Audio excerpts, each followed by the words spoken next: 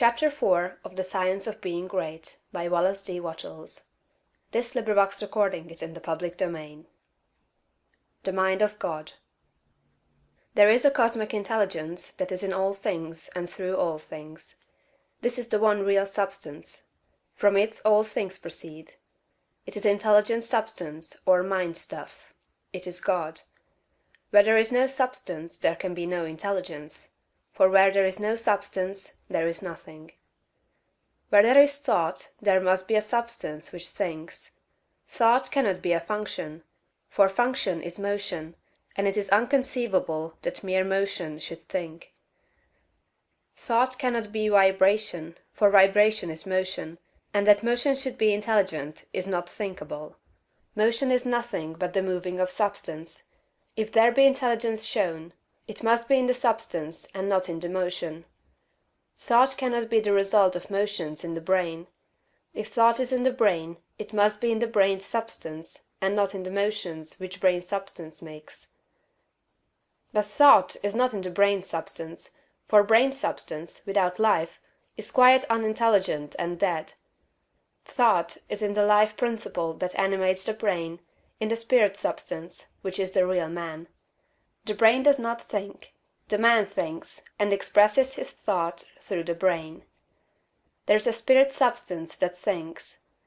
Just as the spirit substance of man permeates his body, and thinks and knows in the body, so the original spirit substance, God, permeates all nature and thinks and knows in nature. Nature is as intelligent as man, and knows more than man. Nature knows all things. The All-Mind has been in touch with all things from the beginning, and it contains all knowledge. Man's experience covers a few things, and these things man knows. But God's experience covers all the things that have happened since the creation, from the wreck of a planet or the passing of a comet to the fall of a sparrow. All that is and all that has been are present in the intelligence that is wrapped about us, and enfolds us and presses upon us from every side. All the encyclopedias men have written are but trivial affairs compared to the vast knowledge held by the mind in which men live, move, and have their being. The truths men perceive by inspiration are thoughts held in this mind. If they were not thoughts, man could not perceive them, for they would have no existence, and they could not exist as thoughts unless there is a mind for them to exist in, and the mind can be nothing else than a substance which thinks. Man is thinking substance, a portion of the cosmic substance. But man is limited, while the cosmic intelligence from which he sprang, which Jesus calls the Father, is unlimited. All intelligence, power, and force comes from the Father.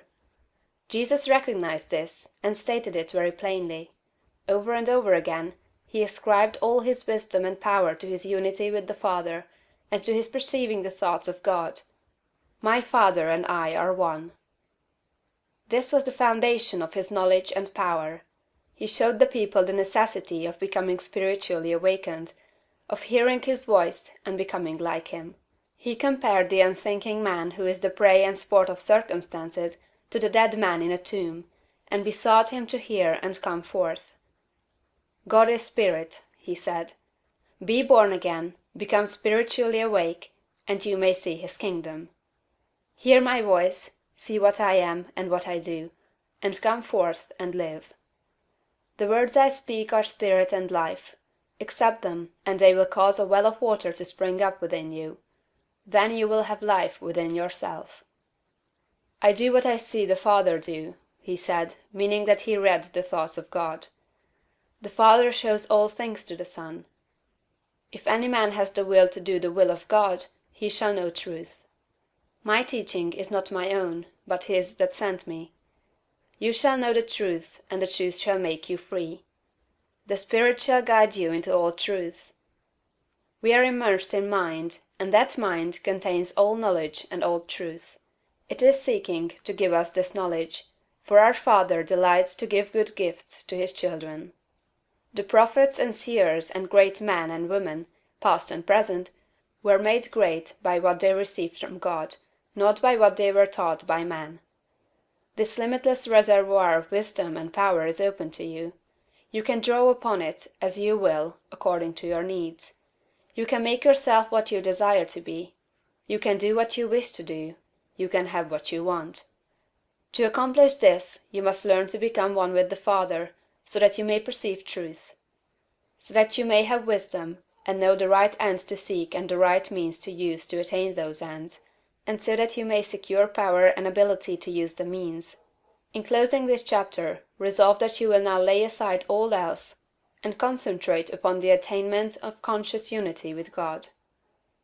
Oh, when I am safe in my sylvan home, I tread on the pride of Greece and Rome, and when I am stretched beneath the pines, where the evening star so wholly shines, I laugh at the lore and pride of man, at the sophist schools and the learned clan, for what are they in all their high conceit, when man in the bush with God may meet? End of chapter 4.